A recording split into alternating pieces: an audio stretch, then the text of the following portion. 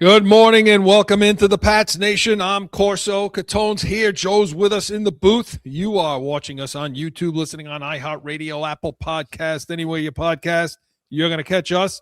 And make sure you give us a call and heated hotline 855-313-PATS, P-A-T-S. Hey, that number's good for CORSO and CATONE, too. The Real Deal New England Feel, Saturdays at noon. So make sure. And you can email us in our mailbag, corso.catone@gmail.com.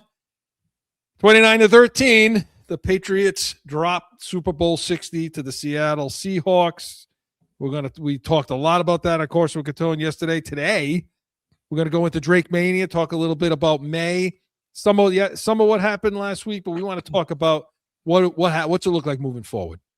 And that's what we're going to do in Pat's preview as well. What's this team going to look like moving forward as we start the offseason, Coach's Corner, and won't be a Sunday spread. But good morning, gentlemen. Good morning. And by the way, this is going to be our last Pats Nation for a bit. This season's coming to a close, but there will be some special episodes coming up. Yes. Make sure you tune in into our YouTube channel to get that information, and also CORSO and CATONE on Saturdays. We'll have all those announcements for our free agency show for the Pats Nation, our draft show we're going to have, and then we're going to start up with training camp. So, hi, guys. Hey. I don't believe it's our last show of Pats Nation for a while, for a little bit. It's been a good year, guys. It's been a real good year. We went longer than we've gone in a long time. Ever on this show. Ever. On this show, yeah, ever. This was it. Because we started doing this after that last when they Super Bowl, sucked. right? When they sucked, we started doing it. Right. So, but listen, hey, they lose this Super Bowl. They drop it 29-13. And believe me, I think that score is a little closer than the actual game really was, as we discussed yesterday. But I think before we get into Drake Mania. Again, Witherspoon to the quarterback. Right up the middle. A sack for Seattle. Steps up, he's pressure. Drake Mann's tackled with the defender, engaged with the blocker. He steps up, he's in trouble. He's hit. The ball's loose. And the Seahawks recover. They take the hit. Under pressure. Throws it right. Turner's wide open. Touchdown Seattle. He drops back. Steps up. Throws it down the middle. Pass is going to be intercepted inside the field. They drop back. The blitz coming. He's thrown. And the ball's not loose. Picked up behind the wall. God damn it. 15 down. He's chased by Morgan Moses. Who won't catch it? This is a good score. The Seattle Seahawks celebrate a 29-13 victory over the Patriots. I reminded them that we're 307 days into what hopefully is a long, successful relationship, and that it's okay to be disappointed. We have to be disappointed and upset together. Grateful that I get to coach them. Part of our identity is not being a front runner. Every year somebody's going to lose this game, and we have to remember what it feels like and make sure that it's not repeated. That's what fuels you, and I think that's the biggest thing about life. You're going to have times like this, and it's how you bounce back. And I think, all those guys in that locker room are going to use this as fuel, and I think go to war with those guys anytime, any day, anywhere. Motivation to get back here and not have this feeling and have what they're feeling out there. That was a little compilation of the day that it was. So before we get into Drake Mania, why don't you give a couple of thoughts, Mark? Not just to the Super Bowl, to the season, but to the season. All right. Well, obviously it was a good, obviously it was a good season. We way overperformed what I think anybody thought, even those people who said, you could win 9-10 games with that schedule, maybe. And okay, maybe, but to think that you'd be in a Super Bowl after coming off of the season we had last year. And when you really looked at the talent on this team, I certainly didn't see it. You didn't see it, Chris. It was a successful season by any stretch of the imagination. Listen, but when you get there, you want to win the damn thing, right? It doesn't, we had a good year. We're ahead of schedule in the rebuild. I don't want to hear that bullshit. No, you're there. Win the goddamn game, right? But listen, it's a rebuild, and we know it's a rebuild. And everyone said it. It's going to be, this is going to be a multi-year rebuild. That's all we kept hearing when Vrabel was hired. This is going to be a multi-year rebuild. And it technically still is a multi-year rebuild. This is not the team that he wants to put on the field to compete for championships. But They made it. And you know, and I think that's why you mentioned yesterday, Chris. This became such a team that was built on culture because it's a team that's lacking talent. You knew You had to build it on something. you said it all year, Chris. Flawed team. It's flawed. We can't fix these things this year. We just don't have the talent to fix it. But you made it to the Super Bowl, damn it. So was it a good year? Yes. Am I pissed off and disappointed we didn't win it? Of course I am. We got there. But you said all the signs were there. That we just didn't want to open the door and look as to what was going to happen in that game. But we'll get into that in a little bit. Yeah. Joe, what do you think? We got a couple of thoughts on the season. Well, I mean, just on the whole season, there's a lot of good I saw in the season just to be the hopeful voice of the show as far as like what we saw in certain talents. I don't think were used properly. People like Diggs, things like that, where they were solid players. Drake May, some of the defense, but like collectively, I think it looks good. I don't think we're 1-0. I think if we just get the wide receiver, the number one, and we get a corner guy in defense to come in and start getting some real pressure and getting some an edge guy, edge guy, we have a solid chance to kind of repeat, if not next 2 years. I just got a message from Paul from Providence. He said, "Go Big Blue." He said, "Go Big Blue." This jerk. Yeah. Okay. So I'm you know what I'm feeling? Honestly, I'm feeling pride. I'm proud right now. I'm proud of this team. I'm proud of this organization. I'm proud of the way they bounce back. I'm proud of Kraft for making the move he did with getting rid of Mayo and bringing Vrabel in. And I am. I got a lot of pride wearing this shirt, and I got a lot of pride again. That's the general feeling that I have. Yeah, I'm disappointed too, just like you guys, and I was in that game, but now I've had a little time to reflect, and I don't think Vrabel will allow this situation to stand pat or feel like they've arrived at anything. And we're going to get to that later in the show where we hear a sound of him saying such. And so from a fan perspective and this kind of perspective, you know why, Mark? Because we know what we're looking at. I know what I'm looking at when I'm looking at these things. And they're right. There was a door I chose not to look in when I looked at this Super Bowl and was breaking this down. I chose to ignore that door and not look at the obvious to me because you will feel good about this situation. But no, I'm proud. I'm proud of the Patriots. I'm proud to be a Patriots fan. I'm proud to be a season ticket holder. And I'm going to take my proud ass, and we're going to get into Drake May now and talk a little Drake Mania. When Joe is ready, we're going to do it now. That's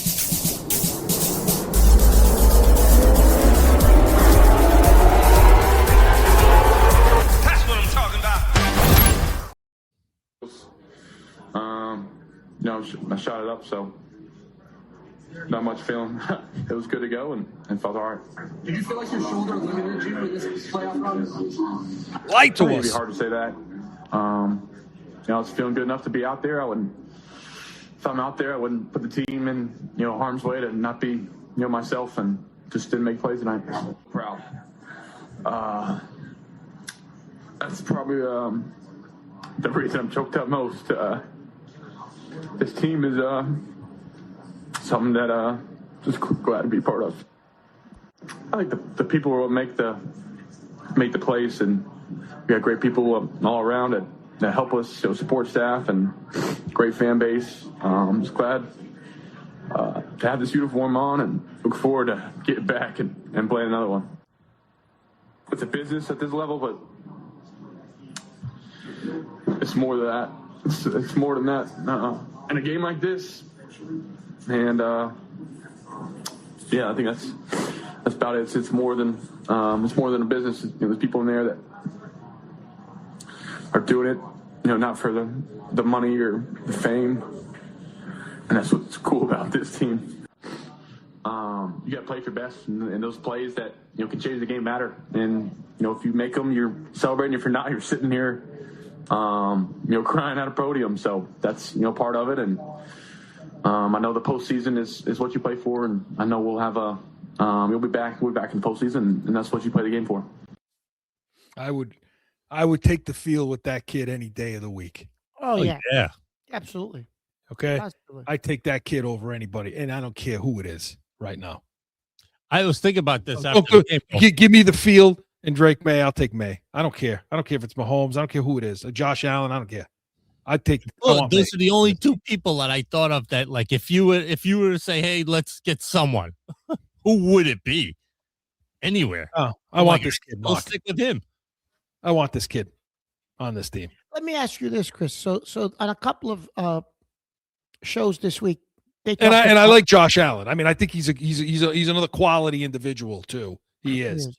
But go ahead. On a couple of shows this week, Chris, they talked about the performance over the last 4 games where he struggled mightily in the playoffs. Yep. And they said if you make it next year to the playoffs and he has another bad performance, is he Justin Herbert? He can't perform in the playoffs. He's a regular season quarterback. Yeah, he did perform in the playoffs enough, though. Like he did. Yeah. No, I don't agree. And I don't agree with that. I don't agree by no means. No, he's already surpassed. But He's that's already what. surpassed That was brought up this week by a couple of people, and I'm like, but he went to the goddamn Super Bowl. What are you talking about? He threw 3 touchdowns against the number one. I was going to say it, the number one defense in football. Okay, because I still think Houston is. Yeah. There wasn't anything exotic Seattle did on Sunday. They just were good. They were just good at it, and we were very not good at what we needed to be. Yeah. Teams that were in two different planes. So let's discredit. Listen, he's already surpassed that in my book. I'm not. I'll tell you this right now. If you had Drake May, Gooden Johnston, and you had Lad McConkey and even Keenan Allen, you had those guys with that tight end they got there too. Yeah. I'm thinking he wins the MVP, and it's probably a different outcome in the Super Bowl. Okay, if that happens. So Justin Herbert. No, that's an insult. I'll take Drake May now, but there's a lot he needs to do. One of the things that, and maybe it's just an experience, and we saw it all season long. Too many things speed him up. Now, is that just the age? Is that just being 23? Or is that a combination of that plus talent on, what they got on with talent on this team? And I think it's a combination of both, Chris. And you're also going to, the third thing you're not even mentioning, Chris, is this kid has not played in the last 2 years, but even in North Carolina, this kid has not played that many games as a starting quarterback, Chris, in the last 3.5, 4 years. Yeah, I think in the last 2 years he played, 18 games? 18 games. And in North Carolina, I think his senior year, 10 or 11 games. Like, he hasn't really played.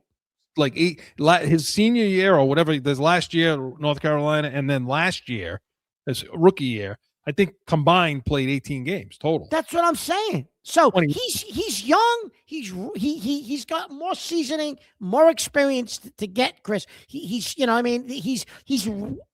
right at the beginning of this journey. Okay. This was invaluable. Yes. Let me ask you guys this.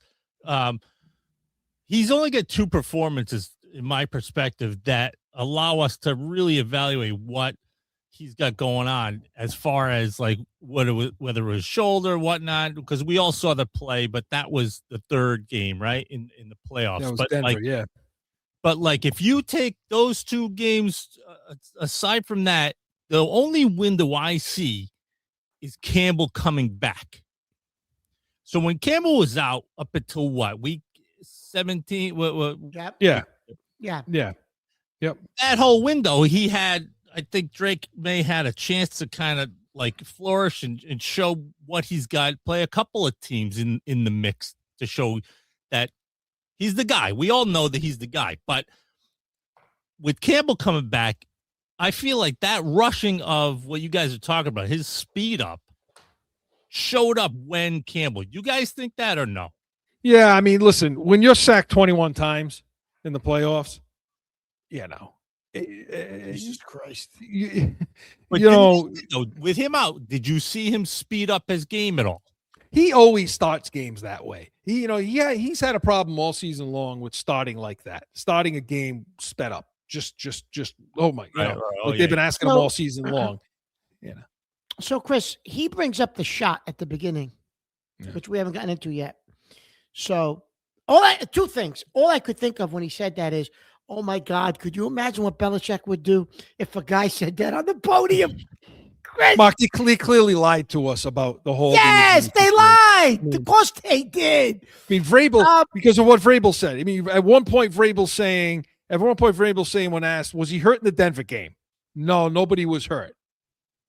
Then he comes back out later and is like, well, the injury. There were such contradictions, and I think he got himself in trouble. Did the injury? Well, I mean, because he's telling you he took a shot, so something wasn't right. Yeah, you don't take a shot if you feel good. Did that affect him at all? And I know you brought up yesterday on the show on CORSO CATONE one play in particular where you said, yeah, Mark, it had to affect him a little bit. And I don't know if you want to get into that today or not, but do you think it affected him? Yeah, I do. I mean, I thought that corner route was open. That Williams was running that deep corner route. That play with 8 minutes left, they were on the 45-yard line. They didn't have to take a shot. It was 2nd and 3. And now it was a 19-7 game. You go down and score there. It's a 5-point game. Hey, you never know. You never know. Go. But Williams was coming open in that corner, and his eyes were looking to that corner, to his right. And that ball came out center. And when you go and look at the end zone shot of that, in the coaching film, or if you can get a hold of it, you see where his eyes are looking, and you see where he threw that ball. Maybe the numbness that he felt from that shot. No, do I think the injury affected him? No. Do I think the shot affected him? Maybe. Psychologically, for sure. And that's one thing he's going to have to, moving forward, he's going to have to get himself out of. He's going to have to grow up. That's it. He's going to have to grow up now. And all these experiences, I mean, this Super Bowl experience, that's invaluable. Because that's it. You never have to, you saw it now. You felt it. You saw it. You understand it. Now you got to get stronger, though. He's got to get stronger, Mark. He's got to get in that. Well, now he's going to get into the gym, and he's going to spend an off season in the weight room. Yeah, he's going to get stronger. You're right. So I'm not worried about Drake May. I'm not worried about how he's going to be moving forward. I'm not worried about him being a statistic. I'll put him more on the 37 quarterbacks that started a Super Bowl, lost, and only 7 of them came back. I'll put him in that 7 camp before I put him in the 30 camp. Well, look at Jalen Hurts. Hurts came back and won the damn thing. Right. Yeah. And why did he come back and win it? And that's what we're going to talk about next. Okay. When we come back. But Drake Mania was presented by CORSO and CATONE, the real deal, New England Field, Saturdays, noon Eastern. Hey, make sure you tune in next week. Going to talk more Patriots offseason, B's and C's. Mark's going to give us an MLB preview as training camp opens and so much more. When we come back, going to go Pat's preview, and we're going to talk about some of the things Drake May needs around him. All that and more. No flip. Needs a tackle.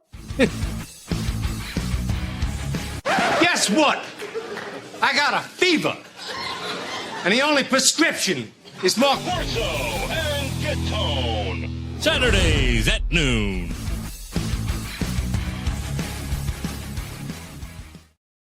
Back in with more Pats Nation. All right, so let's talk about Drake May a little bit. Let's talk about the offense and some of the things we need to see happen with this team moving into the offseason. We're going to do it in Pat's preview, and we're going to do it right now.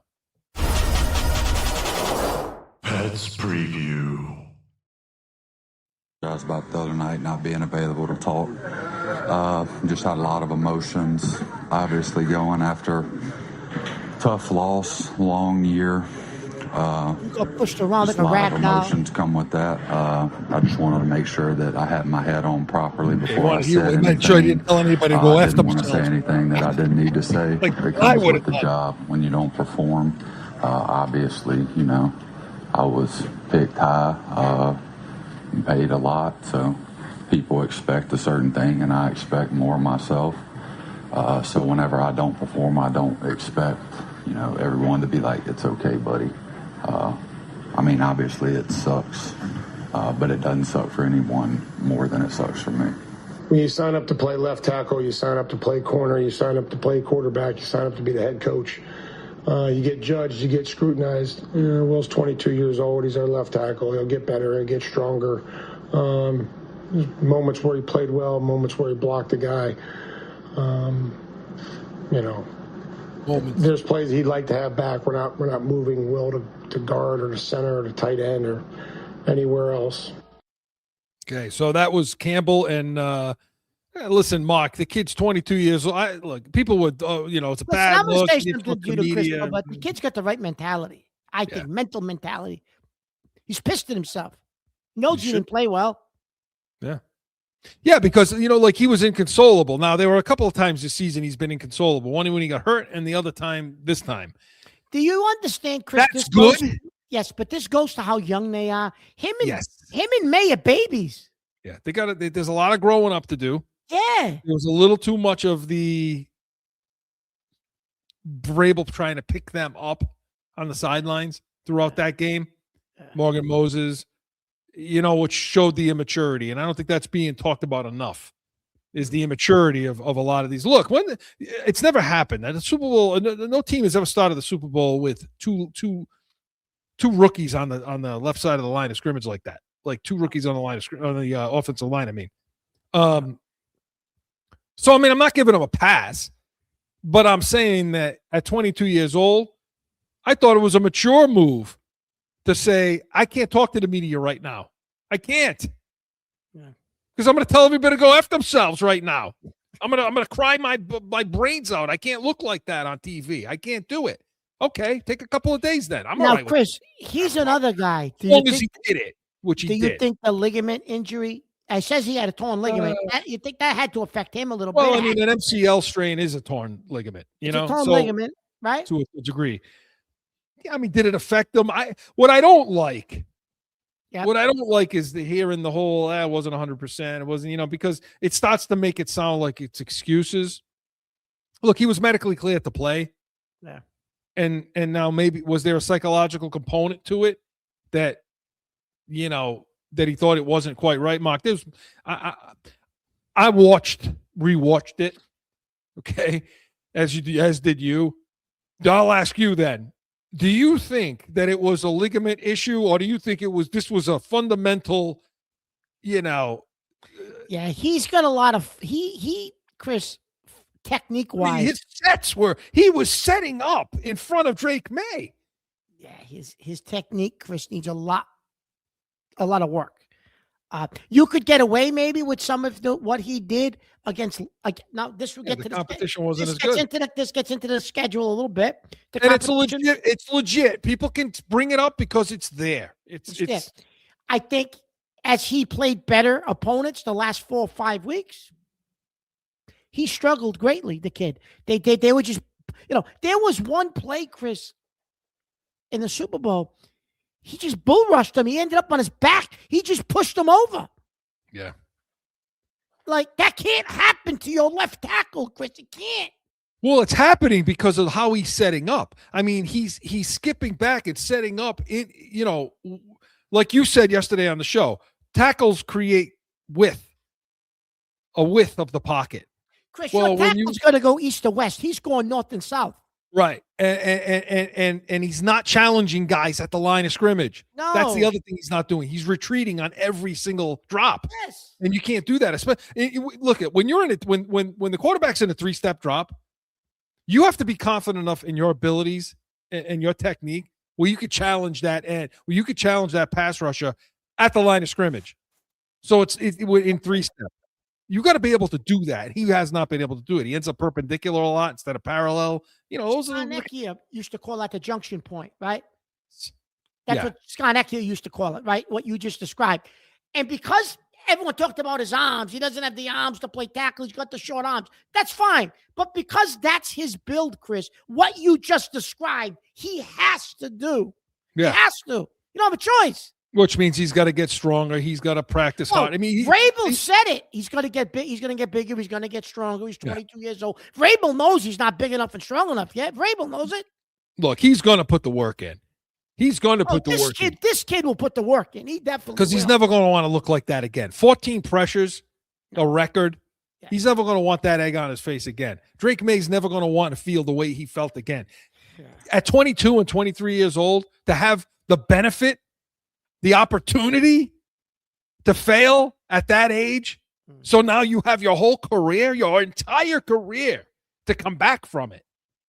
That's a gift. That's a freaking gift to be able to do that. Where you're not facing that at year 8, year 10. Yeah. You know, where you finally get your ass shot at the Super Bowl in year 8 or 10, and now you give up 14 pressures, and now what? You're gonna come back from that. Well, I'd rather come back when I'm 22 years old, you know? Yeah. So I'm not in the camp anymore. You know, you and I, you know, we were on his ass. Move him. We said it a few weeks ago. We'll own it. Hey, move him to guard. This is not a tackle. This is a guard. I'm pumping the brakes on that right now. I am. I'm pumping the brakes on that. I'm going to give him a year or two, see how he develops, see if what you can do to get his technique better. What else is there? Yeah, there are no. Listen, if there was a free agent left tackle veteran, go get him. There's none this year, Chris. No, there really right tackle, but there's right tackles. There's no left tackle. So do I think you're going to bring in somebody else just in case? Yes. Whether that's a free agent, whether that's a fourth or maybe whether that's a fifth round, not a first round pick. Whether that's a fifth round, no, Chris. Whether that's a fifth round pick, a guy that has potential of being a left tackle, but has more of the physical traits of a left tackle. I don't have a problem with you doing that this year, and it's just in case. But and then maybe the following year there is a free agent you can bring in if this kid struggles. Okay, but you're right. I'm not ready to pull a plug on him yet. You got to give him a year or two. Yeah. No, there's a lot of work yet to do. Yeah. And there's a lot of guys reaching out to him right now. A lot of veterans, the Matt Lights of the world, okay, that are reaching out to this kid and saying, "I'll work with you. I'll train with you. We'll get it right. We'll fix it. We'll get it right." Not like that crumb bum Brady who doesn't want to be bothered with the Patriots anymore. Oh, he's back on Brady. Anyway, Brady. Listen, I will say this: the move I would make, because Wilson was just as bad.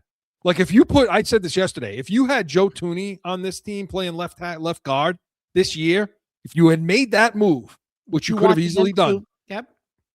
I think you see a much, much different result for what went on in this, at least all playoffs long, because Thuney would have stabilized that situation over there on that side. But now you got Wilson sitting over there too. Now that's a guy that I would maybe move to center. I don't know what the contract is for your center. For Bradbury? Bradbury. I don't know what his contract was. Can you get out of it after year one, or do you got to keep him another year? I don't know. But you're right. I would kick Wilson to center. You are right about that. Yeah. So we'll see what happens with that. But Chris, let me ask you this. That brings us to the wideouts. I was just going to say that. Let me ask you this. Yeah. As a professional wide receiver, as I am, yes. Yeah. In your dreams, how the hell do you not read a hot read? I know. In the Super Bowl, I don't know. Witherspoon, Chris, blitzed 6-7 times? 6 times. Okay, so once Diggs, I don't know what Diggs was reading. That was the interception. That was the pick 6. I don't know. I have no answer. He's lined up right in front of him, Chris. You see him coming. Textbook hot read. Where did you think he was going? Yeah, textbook. And don't get me wrong, May's going to read it too, but it doesn't matter if May picks it up if there's no receiver that's going to pick it up. And then Douglas on another one. He's right in front of Douglas. Douglas is watching him coming on the blitz, and Douglas runs 20 yards down the field. Right. Yeah, that was in the first quarter. What the hell are you doing? What are you doing? I don't know. I listen. I'm you and I screaming at the TV. What's the effing hot reads? I don't understand because Mark, those are plays. If they hit that with Douglas, that would have been an 8-yard, probably an 8-yard gain. The way Seattle closes on the ball, that would have probably been an 8-yard gain. That gets you out of corner blitzes really quick. Instead, Chris, you're like third and 18 instead of maybe, you know what I mean? So, Mark, we're talking about these wide receivers, okay? Falsetto. Yeah. Falsetto. That's what they are. That's exactly what they are. I just can't take it anymore. Okay. You do realize that they still that Murray. Oh, I can't stand him. I don't want any part of AJ Brown. Why don't you want? And then that the way he acted the last 2 years. Yep. And then Maz says, "Oh, he's lost a step." He hasn't lost shit. He ain't lost a step. Better than anything you have right now.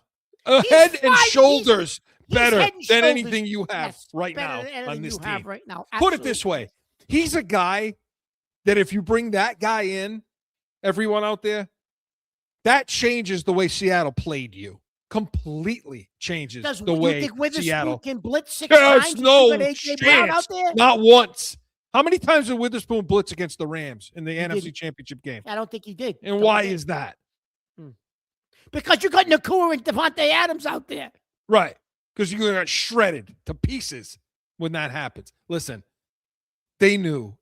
Every team in this playoff knew. Look, and there were times you saw guys pressed heat up on our receivers. I love them.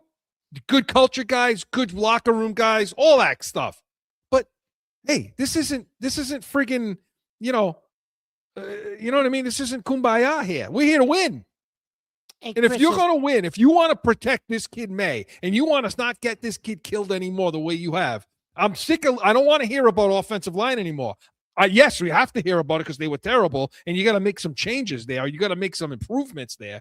I get it, but if you want to really help your pass pro by dictating to defenses what they can and can't do against you, you better go and get a number one receiver. End of story. That's it. Because Diggs isn't one anymore. I don't care how many catches. Chris, as the competition went up in corners, the last 4 games he disappeared because he doesn't have that burst anymore. Chris. No, he doesn't have it. No, and your number 2 receiver ended up being Mac Hollins. Mac Hollins is a number 4 at bat. That's it. He's a number 4 maybe. receiver. Yeah. So again, Booty. Again, the clock struck 12 on him too. Now I like Booty. I'm not saying you just strike 12 on him. I'm not saying you get rid of everybody in the room. I'm saying you add the one. Just add the one. Douglas is done. I'm finished with Douglas. I don't want to still talk about Douglas anymore. Afton Chisholm now should be your slot guy because the way he runs routes is just better. Yep. Okay. You need a one. And even AJ Brown. Yeah. Even his advanced age a little bit, whatever. If it takes a 3rd round pick to get him in, get him. Go get him. Because that's going to protect your quarterback. Now, so I think we're on the same page there of what needs to happen. But we're different than everybody else, Mark. We're not. Nobody else is saying this. Listen, Chris, I'm still picking up the phone and I'm still asking. Yeah, I want him to. Jacksonville, what it'll take to get Brian Thomas Jr. But that's just me. You know. Thing is, at this point, they can now do the analytics of how good we've been without one. Since Brady, they haven't picked up a wide receiver. Since 2007, we picked up a has-been. Now, I'm going to say has-been because he was awesome. Number 2 best wide receiver of all time. But, since then, we haven't gone after a one at all, ever. We've been going after left tackle for about 10 years. How good has that worked us out this far? Chris, are you sure? Chris, are we sure Moss is number 2? Don't. He'll come through the screen at you if you start talking about Jerry Rice right now. Oh yeah. Don't go there. Don't even buy that. But no, he's right. I mean, look, that's the bottom line. And moving over to running back, okay. Obviously, you drafted him. You did it. We don't like it. We wanted Luther Burden instead, but Henderson's here now. Henderson faded. Yeah, he faded. Henderson runs the contact. We know the issues. We've talked about it all season long. He runs the contact. His vision isn't good at the point, at any point, really, especially at the there point. Was, I count, there was 2 plays on Sunday. My son screaming, bounce it. There was, Chris, he ran right into the line. There was a hole for him to bounce to the right, and he didn't. And Stevenson would have, and I don't understand why he got so much play over Stevenson in this game either. I don't know. That bothered me. But the running back spot, you gotta see what Stevenson is going to give you. Is he, because he's getting a little long in the tooth also, so you may have to improve there a little bit. But that's down the list. Chris, tight end, Mark. Because with the time we got, talk about tight end. Listen, this is the position that only Mark has been talking about for the last, I don't know how many years now, since Gronk left. Since I screamed for them to take Andrews and they didn't take him. So, listen, you got to get younger. You got to get more athletic, Chris. You don't have a goddamn choice. Now, 2 guys are free. Now, you're going to draft a young tight end, I think, this year in the middle of rounds, 3rd, 4th round, 5th. You're going to take somebody, right? But 2 free agents this year to look for. I don't think they'll go after Kyle Pitts because Pitts is going to want too much money. He's not their guy. How about Likely? Likely, I don't know if he's a free agent, though, is he? I don't know if he is. But Gotta look. But the guy that is a free agent, he's 29. He's not the answer long term, but he'll give you a couple of years that he'll be better than Henry is and better than Hooper for a couple of years to allow you to draft a young one and develop him. Is David Njoku is a free agent from Cleveland. And he'll be an affordable option, Chris. And listen, you still got to draft one. But at least now you got somebody else there that's a bona fide athletic tight end that will help May, and you draft one. But you need tight ends, Chris. You don't have a choice. Both our tight ends look real old against these defenses. Well, that's the thing. The thing that people say, well, what's the difference between Henry and Njoku? Henry was 11th in tight ends this year. The difference is Njoku could be more physical than Henry can be with defenders, especially when you're starting now to deal with these box safeties, these guys that can be physical with you. The Umanoris and these guys of the world. That was part of our problem on Sunday too, Chris. Right. So, offensively, look, I think you got the right fit with McDaniels. I think McMay is going to be fine.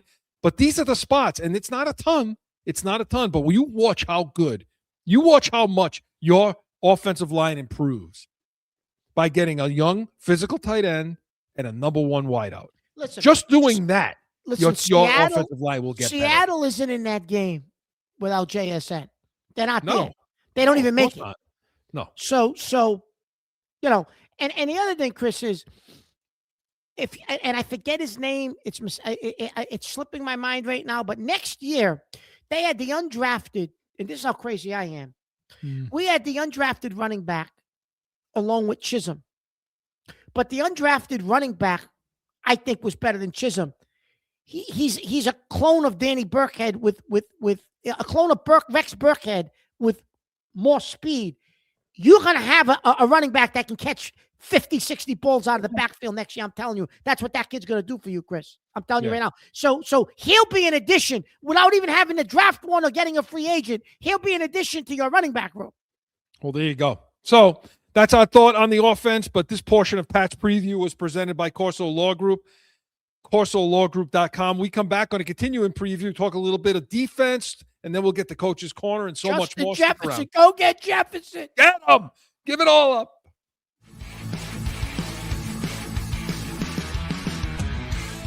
No one ever thinks they will be in need of a criminal or traffic lawyer, but things happen. CORSO Law Group is Arizona's leading criminal and traffic law firm. Call or go online to CORSOLawGroup.com and talk with these expert attorneys.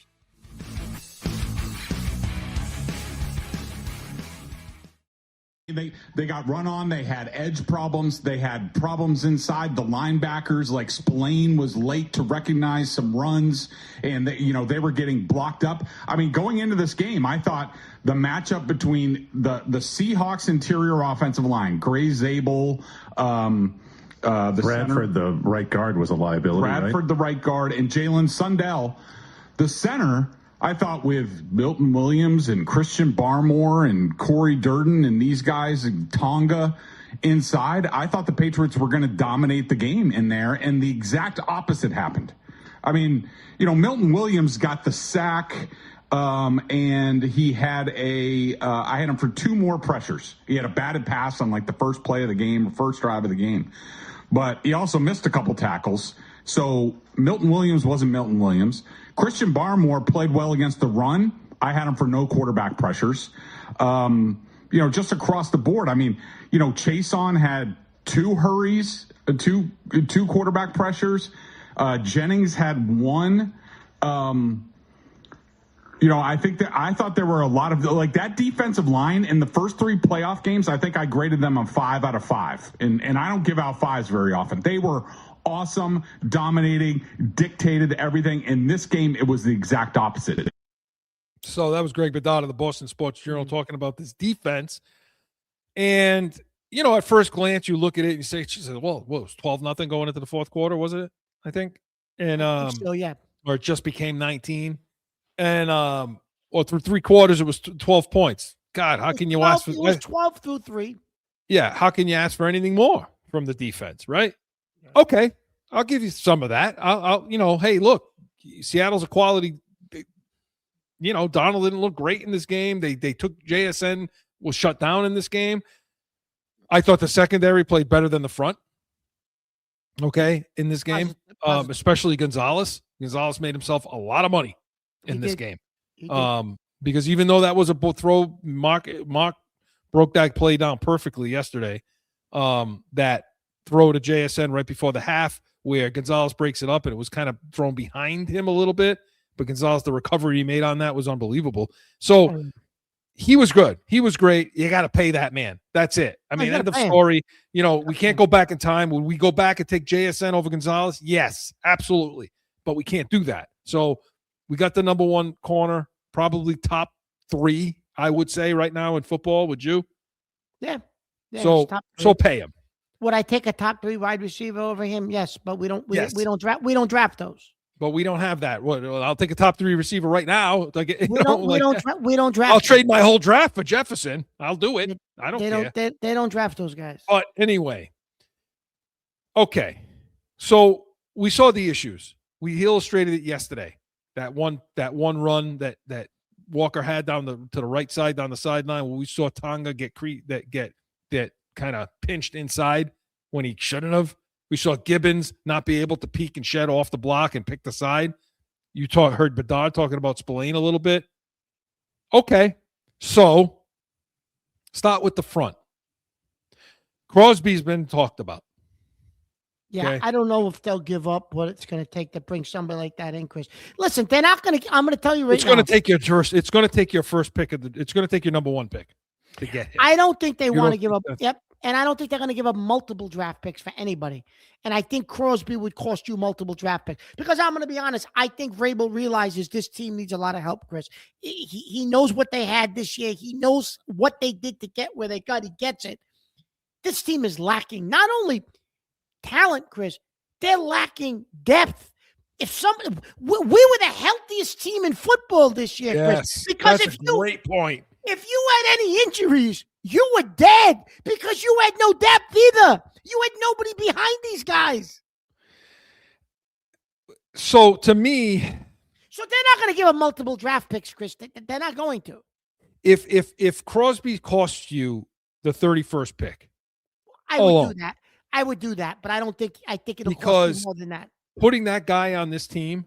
Oh, Jesus Christ! Yeah. You now have the best, and I'm going to say it. I know what we just saw in Seattle. I get it. That's the best defensive front in football.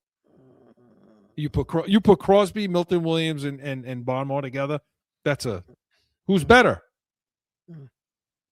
I mean, Houston still has Hunter and Anderson. Houston. They're right there with them. Yeah. They're right. That solves your edge. That solves a lot of your problems. Sure it does. Plus he's a maniac. He fits the color. Nuts. He's nuts. And he wants to play for Vrabel. So that's something I think you do. But the problem is, and we're not going to go back and talk. Do you give up a 2nd or 3rd round pick for A.J. Brown? I give up a 3rd without a problem. But the problem now becomes, Mark, this. So you've given up your 31st pick for Crosby. You've now given up your 3rd round pick for A.J. Brown. Well, I don't think they'll do both, Chris. They'll just do one. They'll do one move. They won't do both. They won't give up all that draft capital. Which They'll one would you of the do? You got to stay consistent. AJ Brown.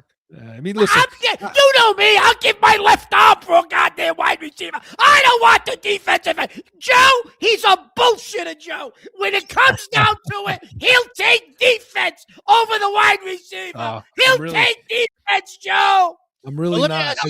Mark, I agree with you 100% with the falsetto. Joe. Let me ask you this, though.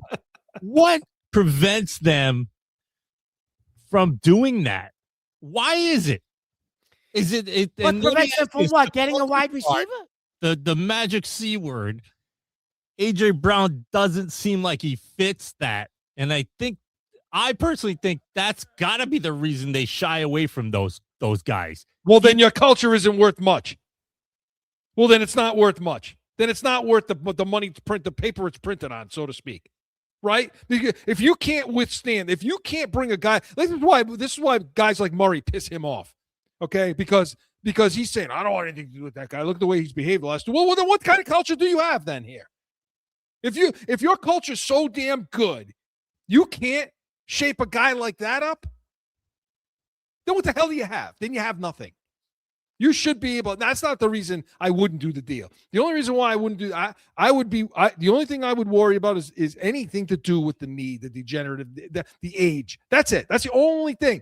If you told me, Mark, if you said to me, if that guy was 2 years younger, if that guy was Brian Thomas Jr., in a second over Crosby, I'm done. I don't need to hear anymore. I want the wideout. So the only question I have about A.J. Brown is to do with age and health. That's it. Otherwise, I want that guy on this team. We need that guy on this team. I don't care the culture. Yeah, I don't want to hear about that. If your culture, Vrabel should have built a good enough culture to be able to handle A.J. Brown. Am I wrong? I don't want to hear about any. I don't want to hear about any defensive player. Well, we're talking about defense. We're in the defensive segments right now. I understand that, but I don't want to hear about any defensive player over a wideout. I don't care unless it's Myles Garrett. I don't want to hear about any defensive player over a wide receiver. But at the end of the day, we are talking about defense, so we have to. So yes, you got to upgrade. You got to upgrade your pass rush. You got to get better. No, you do. You whatever it takes to do that, you got to get better. So if that means spending the 31st pick on that, then that's what you do. But you got to get better there. And then now you got some guys like Tonga. Tonga's a free agent. Chason's a free agent. I don't think it'll cost you a lot of money if you want to bring Tonga back, Chris. But Mark, you got to look at those guys and look the way they're seeing it. This is their only payday. Well, Chason and Tonga this is it. Chason, I think you're going to lose Chason because I think based on his playoff performance, someone's going to overpay for him. You're going to have to let him go, Chris. I just don't think he's worth that kind of money that he may command on the open market, Chris. What do we care? It's not our money. No, I know, Chris, but there was large chunks of games this year where he was irrelevant. Yeah. Talk to me about, because, Gibbons is a restricted free agent. Let him go. Yeah. Listen, there's nobody in that linebacking core that No. We need to get faster. Oh. We need to get stronger at that position. Chris, Walker, on a couple of those runs, he bounces them to the outside. He ended up with 20, 25-yard runs. If you had any type of linebacker that could go sideline to sideline with speed, one of the guys you've wanted to draft over the last 5 years, he's probably got a 5-yard gain, not a 25-yard gain. Well, and you've seen that all year long. I mean, you've seen that all. You've seen bubble screens. You've seen those edge plays where Philly linebackers are running those things down. For a 2-yard gain. And for us, it's an 8-yard gain. Yeah. Because our linebackers, Tavai, Gibbons, Spillane, they're just too damn slow, to get out there. And so you need to get better there. Safety. What about safety, Chris? I was going to ask you about. Jalen Hawkins is a free agent. He's going to look for some cash. Now, he played well this year. He did. But I'm going into the draft. And I want to find I want to find that guy. I want to find that Umanori kind of guy. Okay. I want a guy that can come down in the box that can cover. I want to be able to play cover 6. I want to be able to play 3 over 3. I want to be able to play split high safeties and still be able to stop the run in a nickel package. I want to do that. I want everything. Well, this is like a 4-year-old. This is a copycat league. So that teams are all going to try to do that moving forward. Of course they are. Copycat league. Well, if you know what you're looking at in the draft, they're out there. Yeah. And I'm not saying you're drafting them with the second pick in the draft. I'm saying you go in the 3rd round, 4th round, you'll find those guys. You can find them. They're there. Yeah. You just got to know what the hell you're looking at. So the scouting department, that's another place that's got to, let's see what tweaks happen in this offseason with Elliott Wolf and company. Mm-hmm. But to me on defense, those are the places you got to get. I got an edge guy. You got to get better at the inside linebacker because, Mark, if you can go get a safety like that, you're not playing 3 linebackers anymore. You're playing 2. Playing 2. You're always playing 2 linebackers. So we'll keep Spillane, fine. But you got to get another guy. You got to get a dude, that when Greenlaw was Greenlaw kind of guy. Yes. When Greenlaw was Greenlaw, you're right. So we'll see what happens. But I think the defense played well in the playoffs. I think they there's a lot of upside to what's happening over there. I think our back end's good. Marcus Jones, to me, was one of the MVPs of this team. Yep. And I think he's only going to get better too. So, and they extended him, which was smart. Right. So we'll see what happens with this defense in the offseason. But Pat's preview was presented by Corso and Catone, the real deal, New England Field, Saturdays, noon Eastern next Saturday. Make sure you're tuning in to more Patriots offseason talk, B's and C's, Catone's comments. Mark's going to have an MLB preview for us. So make sure you're sticking around for that. But when we come back, going to go into the coach's room one last time this season. Coach's Corner is next. Guess what? I got a fever. And the only prescription is more CORSO and CATONE. Saturdays at noon.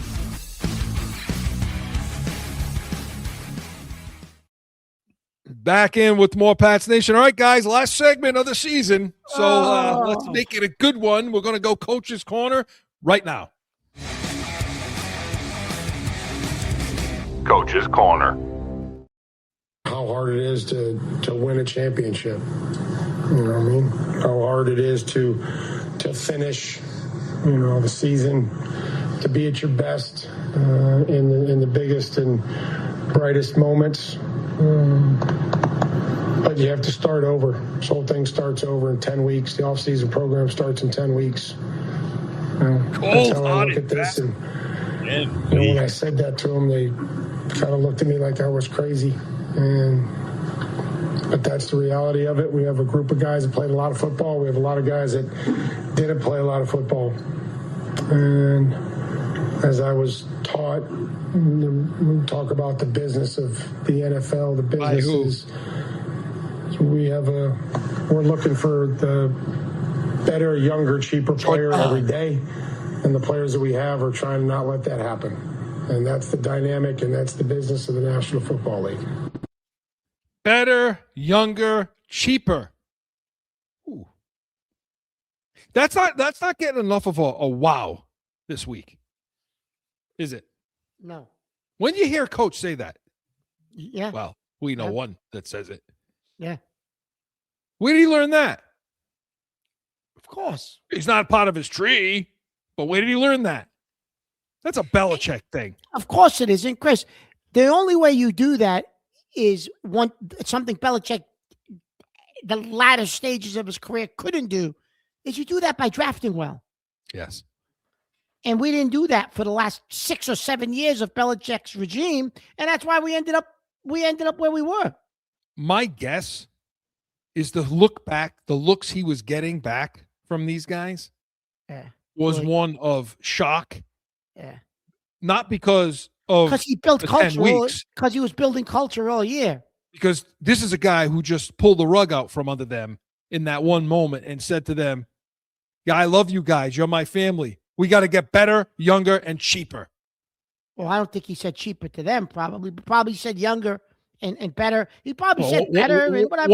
Once he said it to the world, he said it to them. He said it to, yeah, he did. He said it to them. You're right. You're right. So whether he told them that in the room No, or he you're right. told them that, You're right, Chris. and I'm sure there's guys sitting on the edge of their seats, some veteran guys too.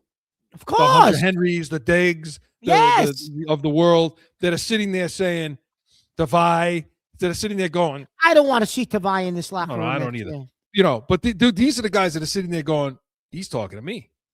Yeah, absolutely, he's talking to you. Yeah, Do you think that's cold? no? It's a Do business. you think He that said flies it. in the Chris, face he of the said it. culture? Yeah, it does a little bit. It does. But listen, these guys know it's a business, Chris, at the end of the day. They're not stupid. He built the culture, and he'll have to build a new culture next year because you'll have a different team. Right. You know, and like you said, Chris, part of that whole culture building, you said this yesterday, was because you didn't have the talent on this team. You had to get buy-in, and that's how he got it. And that made up for the lack of talent that this team had. Yeah. Let me ask you this, since this is Coach's Corner. Let me ask you a question. I didn't ask you yesterday. I want to ask you before we're finished for the season. I have to ask this. So the whole beginning of the season, we talked about the fact that McDaniels is not Vrabel's guy. Blah blah blah. We went through this, you and I. You know, some of the comments he would make and the things he would say at the beginning of the first 8-9 weeks of the season, right? Vrabel about about Josh. Or not about Josh, but bring up other guys, right? Yeah, Ashton. Okay. And Okay, so there's no doubt that Josh McDaniels is great. Did an incredible job with Drake May. He was the offensive assistant of the year, the NFL honors, blah, blah, blah. McDaniels at his core is a quarterback's coach. In 2007, O'Brien was the OC. He was quarterback's coach, built a great relationship with Brady, but he's a quarterback's coach, and that showed you he's a quarterback's coach by what he did with May this year. Now, as an OC, did we see the limitations and the flaws of his offense on display in that Super Bowl? And is that why Vrabel perhaps wanted to take somebody from that McVay, Shanahan tree and not Josh, because you saw why on Sunday?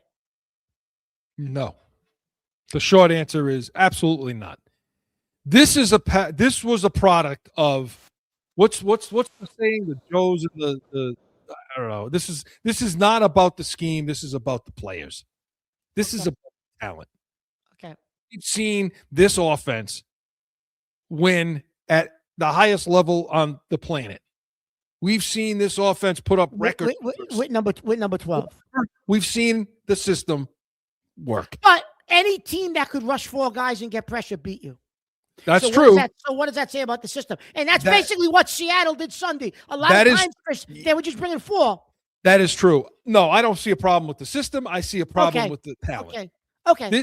For now. Because nobody has asked that question. If this continues forward and we get our number one and we get a younger tight end and shore up that all line and you're still getting there with 4 and you can't move the ball, okay, now maybe you could start looking at the system. But right now, this is about the talent level on the team. Okay, because nobody asked that question this week. No, that's what this is about. I think Josh McDaniels is the perfect. I think he's the best. I don't know if he's the best OC in football. I don't think that, but I think that he's one of the top guys, and he probably will go down in history as one of the top guys. When all is said and done. So no, I don't have a problem with the system at all. I have a problem with the talent. Were they out-coached Sunday? They were out-coached because of what was on the field. I think McDaniels had answers that he couldn't get to. That's what I believe. And I'm not giving him a pass because he's a coach and I like McDaniels. I'm just telling you what I think. They were answers to that test that he didn't have the horses to put out there. Yeah. That's to me what went on in that game, and that's what went on, at various points in the season. So we'll see. So I mean, coaching wise, I love this out of Vrabel. And you know why I think that the players will embrace what he said about the better, younger, cheaper, all stuff? Because he's honest with them. He tells them what it is. And that's at the end of the day what players want. They want to hear the truth. They don't want to be bullshitted. They don't want guys doing things backdoor to them. And Vrabel's not that guy. And so I think a lot of guys you're going to see this offseason, you're going to see a lot of players like Crosby's the first guy. You're going to see a lot more guys that want to come and play in New England. Mark, before we go, let me just kind of give this quick preview, just so we all have an idea for what's coming, okay? Forget the home schedule. This is our road schedule next year, okay? Obviously, Bills, Dolphins, Jets, Bears, Lions, Chiefs, Chargers, Seahawks, Jaguars. That's our road schedule. We didn't go west of the Mississippi this year. New Orleans is not. Every one of those teams was a playoff team, obviously, except Kansas City. But Kansas City, obviously, if they're healthy with Mahomes, they're a playoff team, right? Okay, that's your road schedule next year. Yeah, you got a problem. So you better get better. You better get a lot better. So our final thoughts of the season, Mark. I want to hear from both of you guys. What are your final thoughts of the season as we, shut the mics off for a bit? I'm freaking encouraged. I'm ready to go. I'm excited. I for the future. It was a great season. I think I think a Super Bowl is in our reach within a couple sooner than people think. I think we're gonna win number 7, and I'm excited for what the future holds. I really, Chris, want to see what Drake May becomes, because I think the kid's just scratching the surface. I really do. I think if you get this kid a number 1, not an edge rusher, a number 1, I think that this kid's just scratching the surface of what he can become, Chris. No one's ever going to be Tom Brady. I'm not saying that. But this kid, Chris, can definitely – he's an MVP candidate. He's an MVP quarterback. He will lead this team to a Super Bowl. I firmly believe he will take this team to a Super Bowl. And win it. Well, I'm wearing shades because our future looks so bright. Come on the screen. Let's see you for the last time. Can you come on? Can you get on the screen? No. Of course I can. Oh, we got to do a 3-way. Hang on. There it is. I locked them out. But I do agree, and I agree with Mark wholeheartedly. And I do think we have a bright future under Drake May, under everybody collectively. And I would definitely wide out, edge rusher. And I think we could solidify and move forward with that, and then put in the rest of those pieces you were talking about, Chris, on defense, on offense. But we definitely need what he talked about of the wide receiver, and it looks good. I like what we look like. You know what? I started falling off myself, like, whatever, football, whatever. It's getting lazy. The whole league really is getting soft. But then seeing Drake May come in the first game, that preview game, the preseason game I went to, and Henderson ran it back for a touchdown. Yep. There was something different in the air, and you could see the spark, and you go, okay, Patriots are back, but we need. Brady had been doing this for forever, needing number 1 wide receiver. Now we're Drake May, and we're still asking the same question. And that's the one thing that will move us forward if we're just laid down and allow it to happen. But I like that. I like the way it looks, and I'm excited myself to see. Very good. So the Pats Nation was presented by CORSO and CATONE, the real deal, New England Feel. Saturdays, noon Eastern. Next week, make sure you're tuning in, because we're going to have more Patriots talk and the offseason stuff, and Celtics, Bruins. Mock going to give us that MLB preview as training camp opens up. And again, this is our last show of the season, but stay tuned to some special Pats Nation shows. We're going to have our free agency show. We're going to have our draft show, and then we'll kick off our new season when training camp opens. So make sure you're tuning in to CORSO and CATONE on Saturdays for all the updates, and our YouTube channel. And before I thank you all, I want to thank my guys right here. Joe, Mark, Joe, phenomenal job all season long. As always, you did a fantastic job, as you always do. He's a one-man wrecking crew over there in that booth. So keep up that good work. And Mark, of course, my brother, my partner, and can't thank him enough for the great, wonderful season. He makes it worth. You make it worth everything it is. So I appreciate that. And we want to thank you out there, everyone, for all your support and tuning in and watching us and putting up with us all season long and listening to the ups and the downs. And we took the ride with you as Patriots fans all season long, and we're going to take it again next season. So for Mark and Joe, we are the Pats Nation. Thanks for tuning in.